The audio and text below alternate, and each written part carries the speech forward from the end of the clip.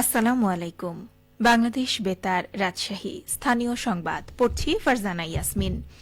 পবিত্র ঈদ উল আজহা উপলক্ষে প্রধানমন্ত্রীর পক্ষ থেকে রাজশাহী সিটি কর্পোরেশনের ১,২৩৭ জন পরিচ্ছন্নতা কর্মীর মাঝে ঈদ উপহার হিসেবে আর্থিক অনুদান বিতরণ করা হয়েছে।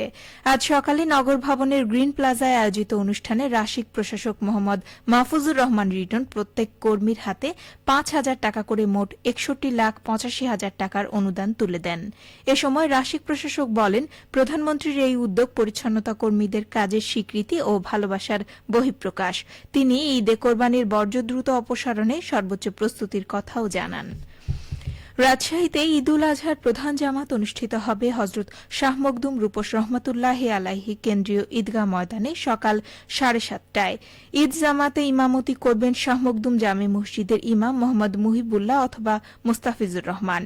আবহাওয়া প্রতিকূল হলে কেন্দ্রীয় ঈদগাহর পরিবর্তে শাহ মখদুম দরগা প্রাঙ্গণে অবস্থিত মসজিদে ঈদের প্রধান জামাত অনুষ্ঠিত হবে। ভূমিমন্ত্রী মিজানুর রহমান মিনু, বিভাগীয় কমিশনার ড আনম বজলুর রশিদ ও জেলা প্রশাসক কাজী শহীদুল ইসলাম, বিভিন্ন রাজনৈতিক দলের নেতৃবৃন্দ সহ স্থানীয় গণ্যমান্য ব্যক্তিবর্গ ও ধর্মপ্রাণ মুসল্লিবৃন্দ এই জামাতে অংশ নেবেন। জেলা প্রশাসনের সাথে স্থানীয় ইসলামিক ফাউন্ডেশনের প্রতিনিধিবৃন্দ সহ বিভিন্ন মসজিদের প্রতিনিধিদের সমন্বয়ে অনুষ্ঠিত মতবিনিময় সভায় এ সিদ্ধান্ত নেওয়া হয়। এদিকে নাটোরে আসন্ন ঈদ উল আজহার প্রধান জামাত 7:15টায় কেন্দ্রীয় ঈদগাহ ময়দানে অনুষ্ঠিত হবে। একই স্থানে সকাল 8:15টায় দ্বিতীয় জামাত অনুষ্ঠিত হবে। তবে প্রতিকূল আবহাওয়া দেখা দিলে বিকল্প ব্যবস্থা হিসেবে সকাল 7টায় কেন্দ্রীয় মসজিদে প্রধান জামাত অনুষ্ঠিত হবে। এই মসজিদে আধা ঘণ্টার ব্যবধানে পর্যায়ক্রমে আরও 2টি জামাত অনুষ্ঠিত হবে। শহরে উল্লেখযোগ্য ঈদগাহ ময়দানের মধ্যে সকাল 7টায় মল্লিকাহাটি পুরনো ঈদগাহ মাঠ, রানী ভবানী রাজাবাড়ী ঈদগাহ মাঠ, নবাব সিরাজউদ্দৌলা সরকারি কলেজ মাঠ এবং উপশহর ঈদগাহ ময়দানে সকাল 7:15টায় পৌর টার্মিনাল জামে মসজিদ প্রাঙ্গণে, সকাল 8টায় ফুলবাগান হেলিপ্যাড মাঠ এবং বড় হরিশপুর ঈদগাহ মাঠে ঈদের নামাজ অনুষ্ঠিত হবে। বগুড়ার শিবগঞ্জ উপজেলায় আটমূল ইউনিয়নের কুড়াহারি ইসলামিয়া আলিম মাদ্রাসার নতুন একাডেমিক ভবনের নির্মাণ কাজ উদ্বোধন করা হয়েছে।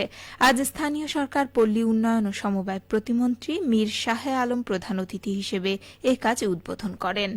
পরে মাদ্রাসা প্রাঙ্গণে আয়োজিত এক সুধী সমাবেশে প্রতিমন্ত্রী বলেন, বর্তমান সরকার শিক্ষা খাতের উন্নয়নে গুরুত্ব দিয়ে কাজ করছে। দেশের বিভিন্ন এলাকায় আধুনিক ও মানসম্মত শিক্ষা অবকাঠামো গড়ে তোলার লক্ষ্যে উন্নয়ন কার্যক্রম বাস্তবায়ন করা হচ্ছে। তিনি বলেন, শুধু ভবন নির্মাণ নয়, শিক্ষার্থীদের জন্য নিরাপদ ও প্রযুক্তি নির্ভর শিক্ষা পরিবেশ নিশ্চিত করতে সরকার কাজ করছে। গ্রামাঞ্চলের শিক্ষা প্রতিষ্ঠানগুলো আধুনিকায়নের মাধ্যমে শহর ও গ্রামের শিক্ষা ব্যবস্থার বৈষম্য কমিয়ে আনার উদ্যোগ নেওয়া হয়েছে। নওগাঁয় গবাদি পশুর হাটগুলোতে কেনা বেচা নির্বিঘ্ন করতে জেলা প্রশাসনের উদ্যোগে নিরাপত্তা ব্যবস্থা জোরদার সহ নানা পদক্ষেপ নেওয়া হয়েছে। জেলা প্রশাসক মোহাম্মদ সাইফুল ইসলাম জানিয়েছেন, ক্রেতা বিক্রেতার স্বার্থে হাটের প্রবেশদ্বার ও দৃশ্যমান স্থানে টোল আদায়ের তালিকা টাঙানো হয়েছে, যাতে করে কেউ অতিরিক্ত টোল আদায় করতে না পারে। এছাড়াও হাটগুলোতে পুলিশ, আনসার ও পর্যাপ্ত পশু চিকিৎসক দায়িত্ব পালন করছেন। জেলা প্রাণী সম্পদ দপ্তর জানিয়েছে, এবছর নওগাঁ জেলায় প্রায় 8 লাখ কুরবানিযোগ্য গরু, ছাগল, ভেড়া ও অন্যান্য গবাদি পশু পালন করা হয়েছে, যা স্থানীয় চাহিদার 2 গুণ। হাটগুলোতে পশু বেচা কেনার মধ্য দিয়ে প্রায় 4,000 কোটি টাকার লেনদেন হবে বলে আশা করা হচ্ছে।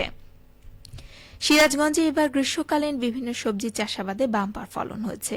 এ অঞ্চলের হাট বাজারে সবজির দামও এখন ভালো থাকায় লাভবান হচ্ছেন কৃষকেরা। চলতি মৌসুমে জেলার 9টি উপজেলার বিভিন্ন স্থানে গ্রীষ্মকালীন সবজি চাষের লক্ষ্যমাত্রা ছিল 8,500 হেক্টর। আবাদ লক্ষ্যমাত্রা চেয়েও প্রায় 500 হেক্টর বেশি হয়েছে। দেশীয় জাতের পাশাপাশি হাইব্রিড ও উচ্চ ফলনশীল জাতের বীজ রোপণ করা এসব আবাদে ফলনও মিলছে ভালো। কৃষি সম্প্রসারণ অধিদপ্তর সিরাজগঞ্জ জেলা কার্যালয়ের উপপরিচালক এ.কে.এম. মঞ্জুরে মাওলা বলেন, গ্রীষ্মকালীন বিভিন্ন সবজি চাষাবাদে কৃষকদের নানাভাবে সহযোগিতার পাশাপাশি ভালো ফলন নিশ্চিতে নিয়মিত পরামর্শ দেওয়া হচ্ছে। সবজি চাষ লাভজনক হওয়ায় কৃষকদের সবজি চাষে আগ্রহ বাড়ছে। সবশেষে আবহাওয়া। আজ রাজশাহীতে সর্বোচ্চ তাপমাত্রা ছিল 34.4 ডিগ্রি এবং সর্বনিম্ন 26.4 ডিগ্রি সেলসিয়াস। বিকেল 3টায় বাতাসে আপেক্ষিক আর্দ্রতার পরিমাণ ছিল 68%। রাজশাহী ও পার্শ্ববর্তী এলাকায় আজ সূর্যাস্ত সন্ধে 6টা 46 মিনিটে। সংবাদ শেষ হলো। আমাদের পরবর্তী স্থানীয় ইংরেজি সংবাদ সন্ধে ৬টা ৫ মিনিটে।